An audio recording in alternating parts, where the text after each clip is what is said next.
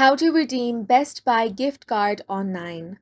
Hi guys, welcome to our channel. Let's begin. In this video, I will guide you step by step on how you can redeem Best Buy gift card online.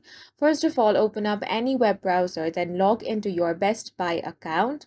Once you're here, you want to explore the website and find the items that you want to purchase.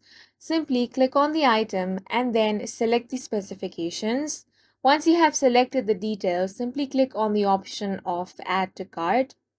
Once it has been added to your cart, to check out, you want to click on this basket icon. That is going to open up your cart. Now, on your cart, you simply want to click on the Checkout option. Once you do, here you have different options such as the order summary. Now, on the payment section, you can add your credit or debit card number. You can also select any other payment options. Here, you will find the option of use a Best Buy gift card, store credit, or discount code. You simply want to click on that link. Then you will have to enter your card number or discount code. Then enter your PIN if required. Now click on the Apply option.